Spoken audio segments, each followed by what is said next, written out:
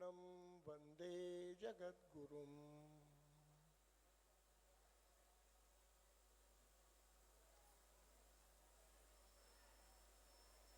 आज विशेष ग्राम विकास संगम के सत्र का अध्यक्षता वहन कर रहे श्री बसवराज पाटिल जी, मंच की गरिमा बढ़ा रहे संत वृंद, वरिष्ठ कार्यकर्ता जन, यहाँ समुपस्थित वरिष्ठ जन, मातृशक्ति और साथियों, ग्राम विकास संगम के तहत आज गांव के बारे में कुछ विचार हो, ये सोचा है लोगों ने।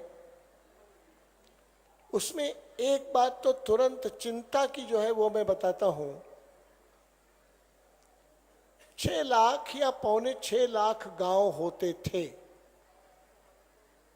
हैं ऐसा नहीं कह रहा हूं। इस बीच की 2 स्टडीज बहुत इंपॉर्टेंट है। एक स्टडी में कहा है 90,000 गांव कम हो गए हैं। वैश्वीकरण के कारण अब व्यवस्थित शहरीकरण हुआ है। 90,000 गांव शहरों कस्बों के द्वारा चबा लिए गए हैं। एक तो ये चिंता की बात ध्यान में रहे।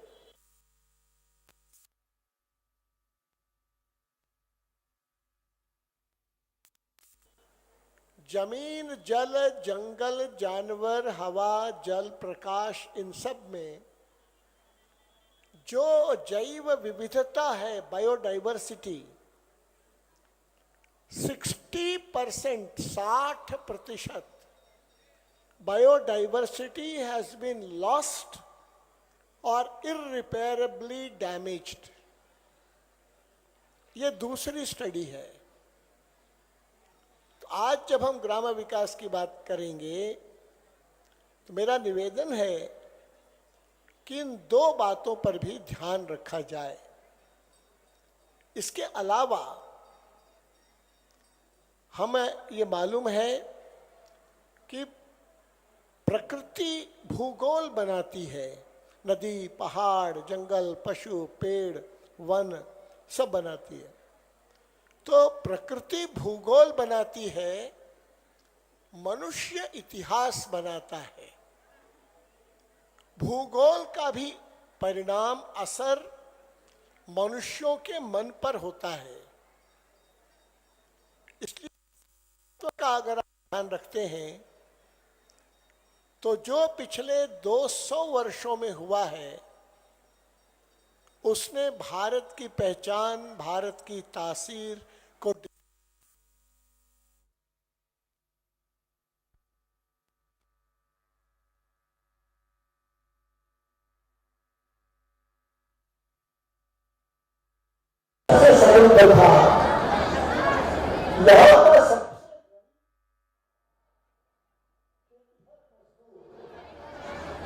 उसका खाना खुदा यूरोप के किसान से बेहतर था।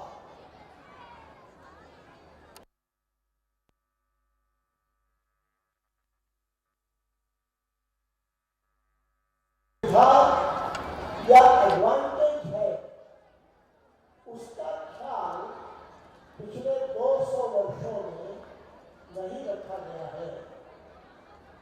इसके 200 वर्ष पहले हमारी आर्थिक समृद्धि थी, उससे कई तरह से नुकसान होता गया है। इसमें एक तथ्य स्मरण रहे कि भारत में समृद्धि और संस्कृति का आधार गौ माता है। भारत जैसे ऋषि और कृषि का देश है, वैसे ही भारत कृष्ण बलराम का देश है। बलराम मतलब हलधारी किसान, कृष्ण का मतलब गोपालक श्री कृष्ण।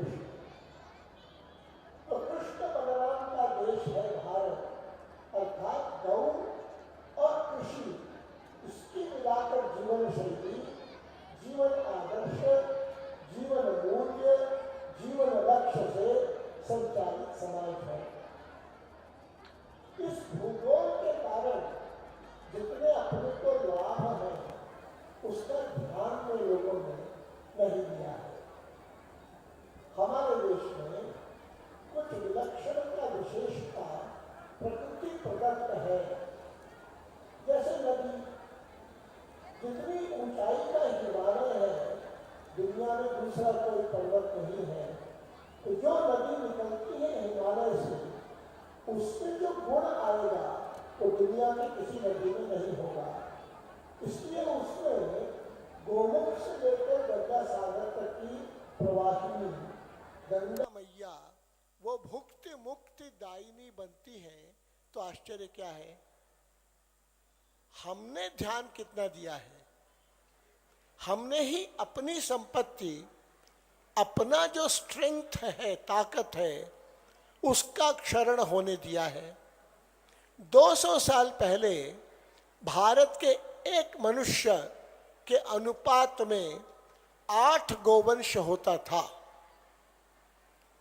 आज सबसे ज्यादा आत्महत्या किसानों की जहां हुई विदर्भ क्षेत्र, वहां एक आदमी पर 8 गोवंश की बजाय 8 आदमी पर 1 गोवंश बचा है।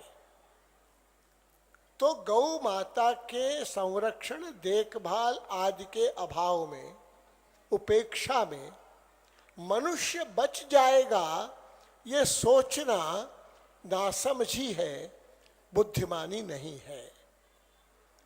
इसी प्रकार हम अपने एडवांटेज को देखें तो हमारे यहाँ जल बहुत बहुमूल्य संपदा मानी जा सकती है। हमने कितना ध्यान दिया इस पर? हमारे देश में 100 दिन पानी बरसता है, कुल 100 दिन में भी 100 घंटा पानी बरसता है। उससे हमको 365 दिनों का काम चलाना है। इंग्लैंड में 10.5 महीना बादल, बरसात, बर्फ रहेगा। वहां सूर्य देव की कृपा नहीं है, इसलिए कृषि मुख्य है ही नहीं है। जो थोड़ी खेती होगी वो घोड़ा घोड़ी से होगी। भारत में गोवंश का विशेष महत्व किसानी के साथ भी रहेगा। भारत में गौ माता का सही ठौर तो किसान का घर ही है। इन विशेषताओं का ध्यान न रखकर हमने द्वितीय विश्व युद्ध के बाद जो विजेता देशों ने हमारे मन पर प्रभाव डाला है, उसके हम शिकार हुए हैं और अपने अतीत और अपने स्ट्रेंथ के पॉइंट से कटते चले गए हैं। अब उन लोगों ने, यूनाइटेड नेशंस ने 51 में कहा कि अगर गरीब देशों को बढ़ना है तो अपने अतीत से संबंध विच्छेद करना पड़ेगा। हमने उनकी बात मान ली, जबकि 2012 आते आते उसी यूनाइटेड नेशंस ने ये कहना शुरू किया है कि अगर विकास होना है गरीब देशों का तो वो उनके अपने तरीके से होगा, नकल करके नहीं होगा। अपने अतीत से ही सामाजिक पूंजी और सांस्कृतिक परंपरा के आधार पर कोई भी देश बढ़ पाएगा, नकल करके नहीं बढ़ पाएगा। ऐसा 2012 में उसी यूनाइटेड नेशंस ने कहा है। हम इसका ध्यान दें। छोटी सी बात बताते हैं, जैसे पालक भाजी है। पालक भाजी हमारे देश में मान लीजिए 20 रुपए का किलो देता है।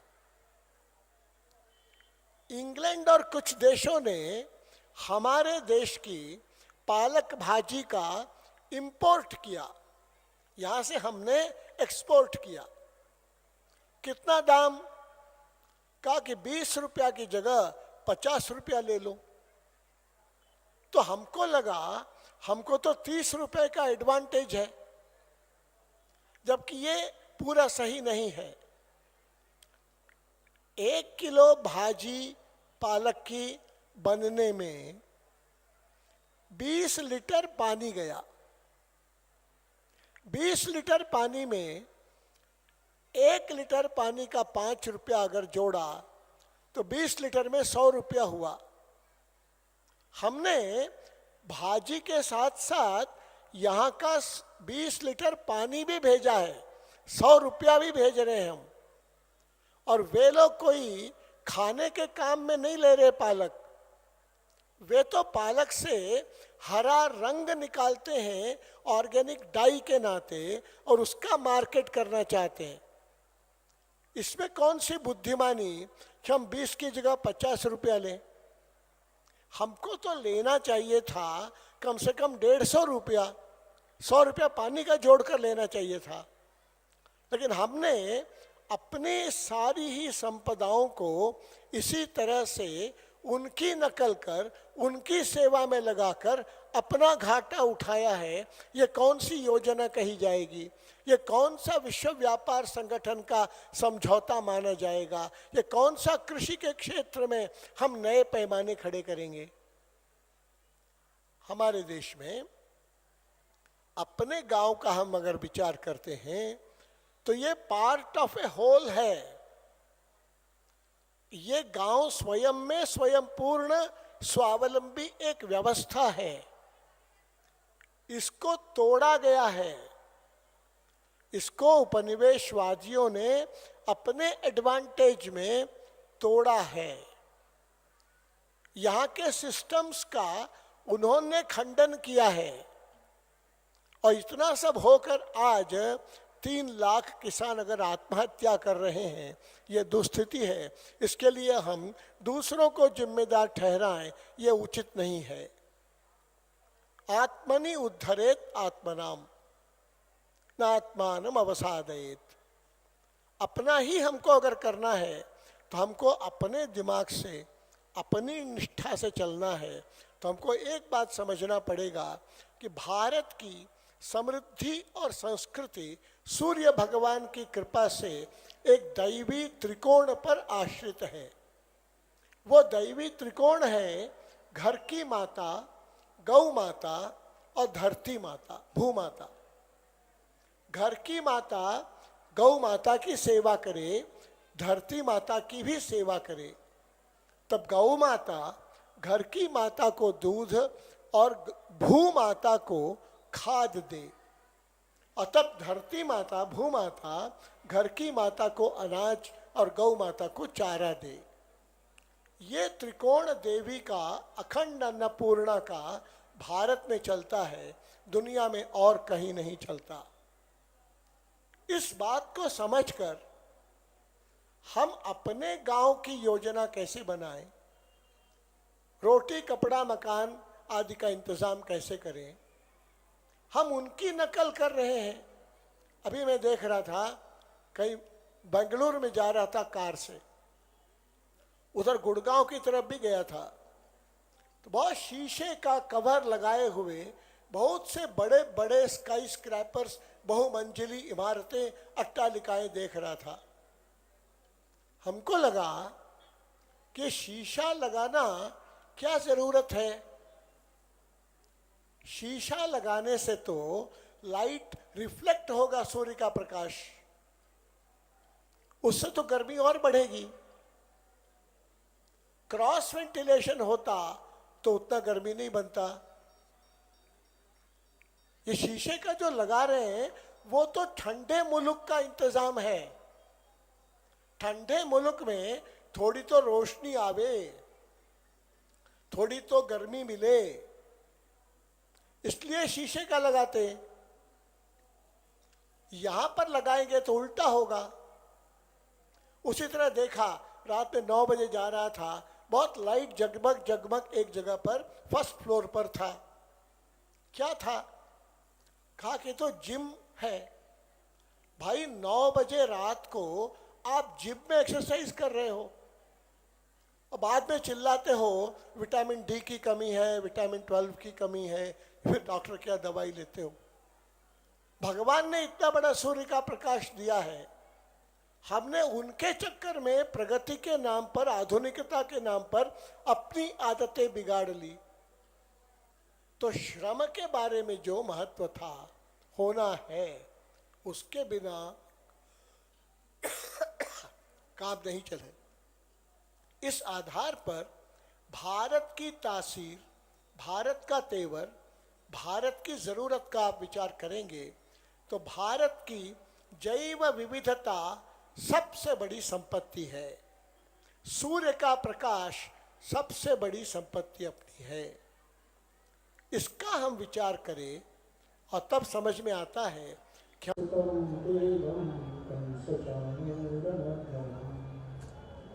देवकी परमानंदम कृष्णं वंदे जगद्गुरुं।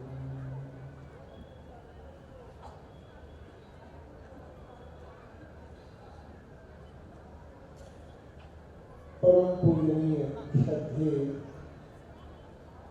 सिद्धेश्वर स्वामी जी महाराज मंच पर विराजमान, भारत विकास संगम और इस क्षेत्र की प्रमुख शिक्षण संस्थाओं के अधिपति प्रमुख महाराज, यहाँ से उपस्थित वरिष्ठ जन, आत्मशक्ति और साथी,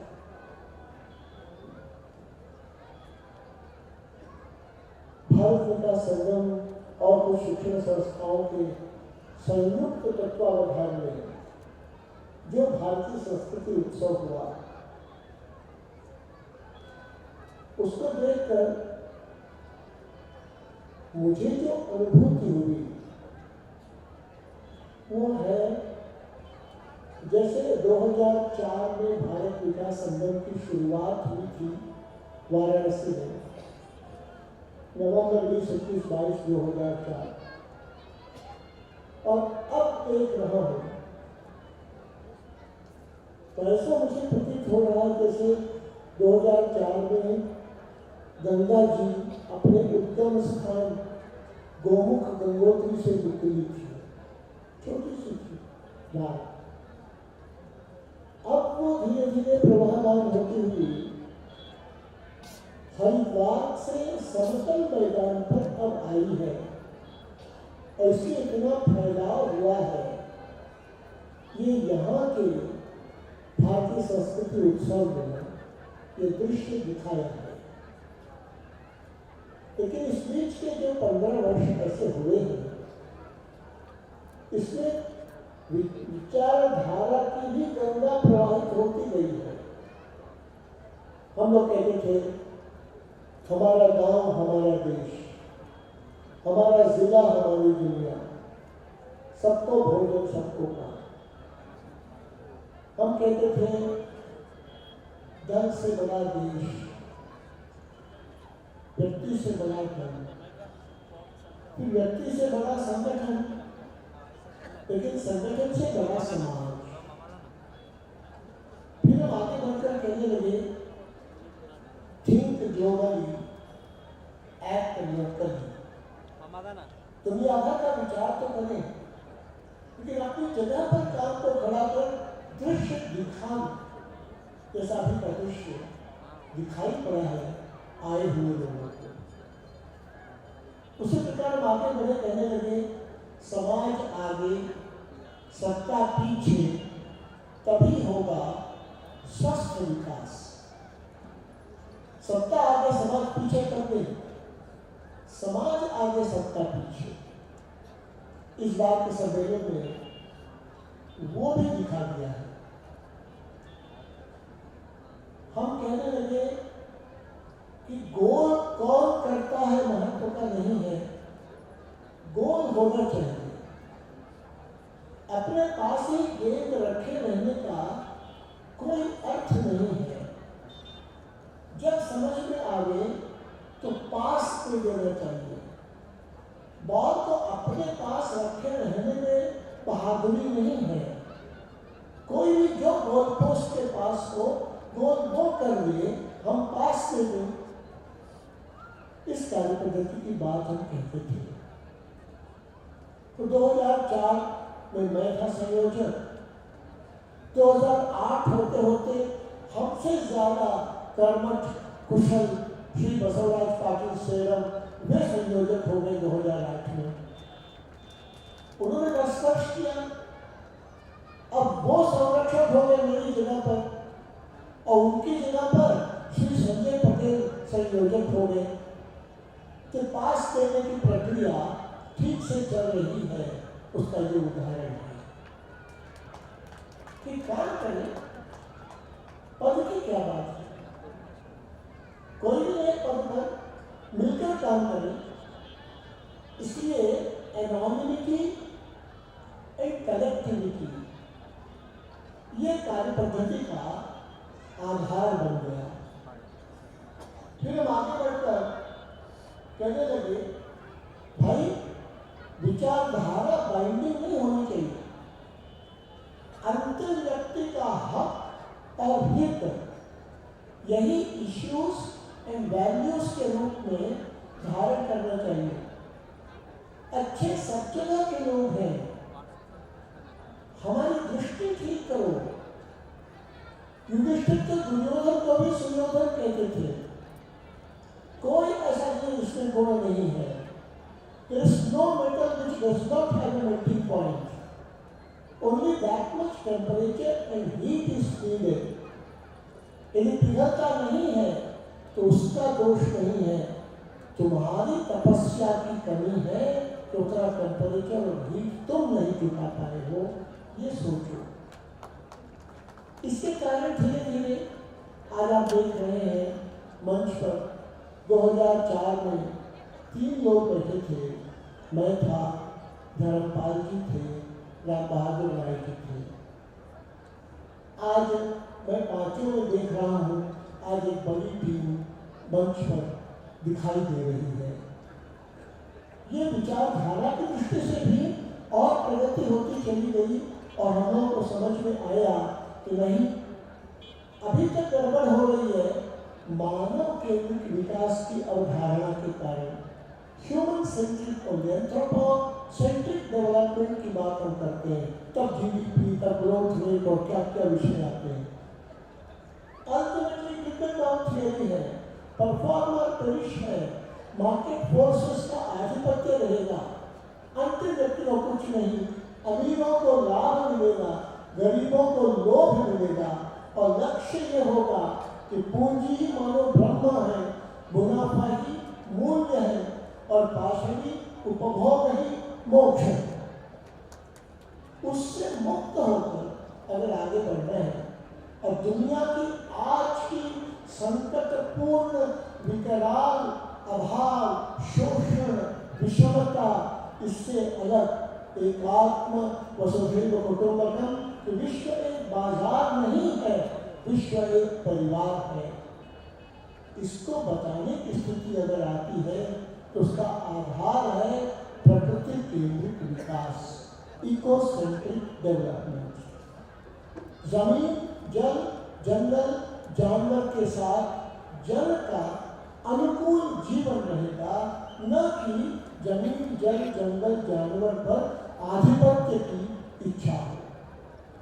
इकोसेंट्रिक डेवलपमेंट ये आधार बन गया, और इस आधार पर जब चलते हैं तो डिसेंट्रलाइजेशन हमारे देश में 127 इको एग्रो क्लाइमेटिक जोन्स हैं।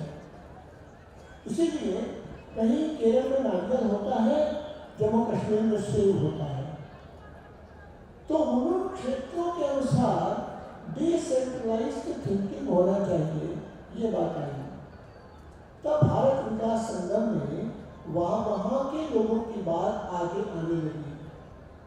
विकेंद्रित राजनीतिक, दलगत राजनीति से ऊपर उठकर संरचना हो, आर्थिक संरचना भी विकेंद्रित हो, अंतिम व्यक्ति जो गरीब से गरीब है उसका हक और हित प्राथमिक हो, न्यूनतम जरूरतें पूरी हो, जमीन जहरीली ना हो तब विकास, जलस्तर नीचे न जाए तो विकास, वन पहाड़ पशु पेड़ बढ़े तो विकास, जानवर और मनुष्य का अनुपात जानवर के पक्ष में हो, बायोडाइवर्सिटी और बढ़े तब विकास, हर बच्चे को रोज आधा किलो दूध, सब्जी, फल मिले तो विकास।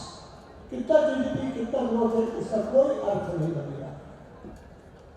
इसका विचार भी ऐसा परिपक्व और होता चला गया है। अब इतना बड़ा कार्यक्रम हो चुका, इससे आगे सोचा ये गया है कि देश में हमारी तरह एक 10,000 सक्रिय व्यक्ति और समूहों को हम इकट्ठा करेंगे। इकट्ठा एक मन से वो परस्पर सहयोग से काम करें, संवाद, सहमति और सहकार, एक दूसरे का साथ दें। और जितने अच्छे काम हो रहे हैं, ऐसे चुने हुए 1,000 कामों की डायरेक्टरी बन जाए और 127 इको एग्रो क्लाइमेटिक जोन्स में एक नोडल सेंटर फंक्शनल ये बन जाए। ये आगे के वर्ष में हो। उसके बाद के वर्ष में रिसोर्स एटलस हर जिले का हो जाए। हर जिले में विकास संगम ऑर्गेनाइज हो, इसमें उस जिले में सक्रिय ग्रुप्स इकट्ठे आवे और जिले के बारे में विचार करें। और जिले के जो लोग बाहर कहीं जाकर रह रहे हैं, बस रहे हैं, उनसे कोऑपरेशन लिया जाए, सहयोग लिया जाए। ये भी जिला विकास संगम हो पाए। जिला का रिसोर्स एटलस बन जाए, जमीन, जल, जंगल, जानवर का। जिले का मैन पावर एटलस बन जाए, कितने पढ़े हैं, कितने नहीं है, कितने रोजगार है, कितने बेरोजगार है, किस स्किल के कितने लोग हैं, कितने लोग जरूरी है, इसका आंकड़ा ठीक बन जाए। और जितने ऑर्गेनाइजेशंस हैं, सबका मिलकर एक जिला विकास संगम हो जाए, जो जिले का विचार करे। फिर यही स्थिति उसके आगे के वर्ष में, 2 वर्ष में हो जाए। यही जनता की आवाज बन जाए। जन संसद इसको कहते हैं, पार्लियामेंट मत कहिए। जो सिविल सोसाइटी के तकाजे हो सकते हैं, तद अनुसार उस जिले की आवाज, प्रदेश की आवाज, देश की जनता की आवाज, दल और सत्ता की राजनीति से अलग रहकर देश की आवाज करें। इस दिशा में अपने लोगों ने आगे के काम के स्वरूप रूपरेखा तय की है। मैं मानता हूँ जैसा अपने पूज्य सिद्धेश्वर स्वामी जी के आशीर्वाद से और संतों की दया कृपा से, भगवत कृपा से, और सबसे बड़ी बात मित्रों, भारत की समृद्धि और संस्कृति का आधार है गौ माता। एक संत की बात मुझे ध्यान में आती है।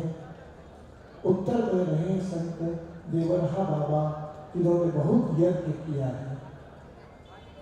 उन्होंने देश की सभ्यता, संस्कृति, समाज को समझा और एक पुलिस अफसर उनके शिष्य थे, उनको उन्होंने बताया, बच्चा गायत्री है भारत की वाणी। ओम भूर्भुवः स्वः तत्सवितुर्वरेण्यं। गायत्री है भारत की वाक। गौ माता है भारत की मन स्वरूपिणी। गौ माता प्रसन्न तो भारत माता प्रसन्न, गौ माता उदास तो भारत माता उदास, ये उन्होंने बताया। फिर कहा गंगा जी भारत का प्राण है। इसलिए बच्चा इन तीनों बातों का ध्यान रखो। तो उस गौ माता के अधिष्ठान पर भारत की समृद्धि और संस्कृति का आधार है गौ माता। ये मानकर हम लोग कृषि, गौपालन सबको जोड़ कर कुछ प्रयोग हो, ऐसी सज्जन शक्ति को इकट्ठा करने का, एक दिशा में, एक स्वर में, प्रकृति केंद्रित विकास के पक्ष में, विकेंद्रित आर्थिक राजनीतिक व्यवस्था के पक्ष में काम कर रहे रचनात्मक समूह के रूप में भारत विकास संगम की अब एक पहचान बनने वाली है। उस दिशा में तैयारी और सब प्रमुख बड़े लोगों का आशीर्वाद की मैं प्रार्थना करता हुआ अपनी बात पूरी करता हूँ। धन्यवाद।